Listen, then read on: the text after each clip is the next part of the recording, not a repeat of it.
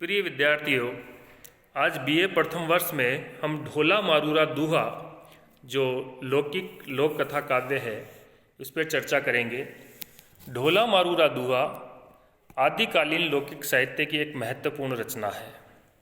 हिंदी साहित्य के इतिहास में जो काल विभाजन किए हैं हमने, आदिकाल, मध्यकाल और आधुनिक काल, उसमें आदिकालीन लौकिक साहित्य की एक महत्वपूर्ण रचना मानी जाती है। बहुत ही प्रसिद्ध रचना रही है, लेकिन इस रचना को लेकर बहुत सारे विवाद उठ खड़े हुए, इसके कवि के रूप में या इसके रचनाकाल के रूप में। लेकिन हमारा जो महत्वपूर्ण प्रश्न है, या हमें हिंदी साहित्य के विद्यार्थियों को जो काव्य का रसास्वादन लेना ही हमारे लिए महत्वपूर्ण बन पड़ता है। अलग अलग मतामर हो सकते हैं कि इसके रचनाकाल कौन है, लेकिन इसके मूल में जो काव्य हमें देता है वो हमारे लिए महत्वपूर्ण है। तो मैंने पूर्व में कहा कि यह आदिकालीन लौकिक साहित्य की एक महत्वपूर्ण रचना है। यह राजस्थान की प्रसिद्ध लोक गाथा के रूप में भी माना जाता है। इसको प्रेम मूलक लोक गाथा के रूप में माना जाता है। मूल रूप से यह दोहों में उपलब्ध है। जो छंद है वह दोहों में उपलब्ध है। एक राजस्थानी में एक बहुत अच्छी कहावत है इसके लिए, सोरठिया दूहो भलो, सोरठिया दूहो भलो, भली मरवण री बात, जोबन छाई धन भली, तारा छाई रात। दोहा छंद के विषय में और ढोला मारूरा दूहा के विषय में कहा गया है कि छंदों में सोरठिया दूहो भलो, जो दोहा होता है उसका उल्टा सोरठा होता है। तो यह राजस्थानी में दोहा और सोरठा को एक ही माना जाता है। दोहे के विस्तार को ही सोरठा कहा जाता है।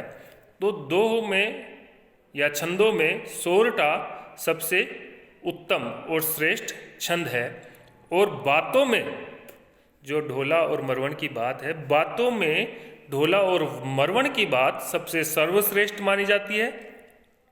और जोबन छाई धन भली, युवती जो है, नायिका जो है, वह यौवना हो, वही सबको अच्छी लगती है। और रात जो है वो तारों से आच्छादित रात सबसे अच्छी लगती है। इसलिए कहा गया है, सोरठिया दूहो भलो, भली मरवणरी बात, तारा छाई रात भली, और जोबन छाई धन। बहुत ही अच्छा इसके बारे में कहा गया है, क्योंकि ये राजस्थान ही नहीं, संपूर्ण भारतवर्ष के बहुत सारे ग्रंथकारों में इसकी प्रति हमें देखने को मिल जाती है। कहीं कहीं राजस्थान में कुछ मकानों या घरों, पुराने कच्चे घरों के ऊपर ऊंट पर बैठे हुए ढोला और मरवण के चित्र भी हमें देखने को मिलते हैं। इसलिए बहुत अच्छी और महत्वपूर्ण लौकिक प्रेम कहानी ये हम आज इसके ऊपर चर्चा कर रहे हैं।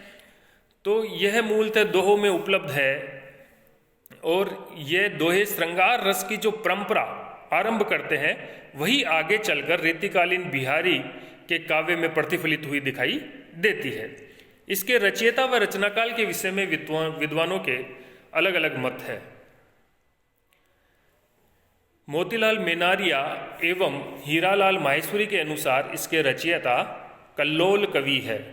मोतीलाल मेनारिया एवं डॉक्टर हीरालाल माहेश्वरी के अनुसार इसके रचयिता कवि कल्लोल थे। डॉक्टर कमल कुलश्रेष्ठ के अनुसार यह हर रोज की रचना है, कवि हर रोज की रचना है। सीताराम लालस के अनुसार इसके रचयिता लूणकरण के खड़िया थे। इसके रचना काल पर भी कुछ विद्वानों के अलग अलग मत है। कुछ विद्वानों ने इसे संवत 1617 की रचना माना है। गौरी शंकर हीराचंद ओझा ने इसका रचना काल 15वीं शताब्दी उत्तरार्ध माना है। मूलतः दोहों में रचित इस लोक काव्य को 17वीं शताब्दी के कुशल राय वाचक ने कुछ चौपाइयाँ जोड़कर इसका विस्तार दिया। यहाँ ज़्यादातर विद्वान एक मत हो जाते हैं। डॉक्टर सत्येंद्र ने इसे, अब कौन इसको क्या क्या कहते हैं, तो डॉक्टर सत्येंद्र ने इसे लोक महाकाव्य माना है। डॉक्टर शंभुनाथ ने इसे प्रबंध काव्य कहा है। डॉक्टर हजारी प्रसाद व डॉक्टर नामवर सिंह ने इसे मुक्तक काव्य माना है। ऐसे ही डॉक्टर दशरथ शर्मा सियाराम तिवारी ने इसे विकसनशील लौकिक खंड काव्य कहा है। अधिकांश विद्वानों ने, जिनमें आचार्य विश्वनाथ प्रसाद मिश्र, डॉक्टर माता प्रसाद गुप्त, डॉक्टर कृष्ण कुमार शर्मा, डॉक्टर धीरेन्द्र वर्मा, कृष्णदेव उपाध्याय आदि ने इसे लोक गाथा माना है। ढोला मारूरा दुआ निर्विवाद रूप से एक सरस लोक गाथा है।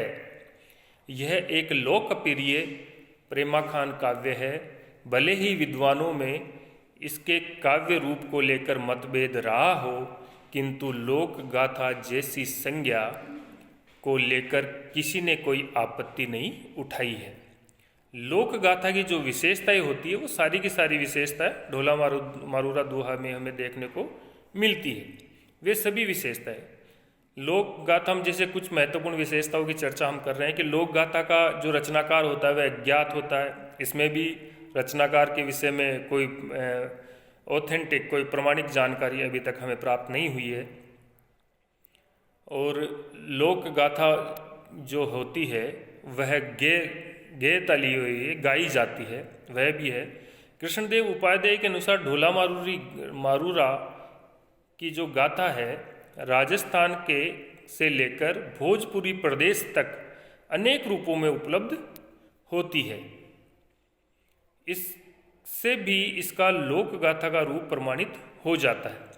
ढोला मारूरा दुआ काव्य दोहा, चौपाई और बात के रूप में मिलता है। इसके पीछे मौखिक परंपरा भी रही है। लोक गाथा का कथानक लंबा होता है, जो भी ढोला मारूरा दुआ में हमें मिला है। संगीत और नृत्य का सहचर्य इसमें पर्याप्त रूप से मिल जाता है और गेयता भी उपलब्ध है। इस प्रकार जो लोक गाथा की विशेषताएं होती है वो सभी विशेषताएं इसमें पूरी तरह हमें देखने को मिल जाती है। तो ये कुछ समीक्षात्मक बातें ढोला मारूरा दोहा के ऊपर हमें इनकी जानकारी होना बहुत आवश्यक है। अगली वीडियो में हम इसके कथानक पर चर्चा करेंगे। Thank you.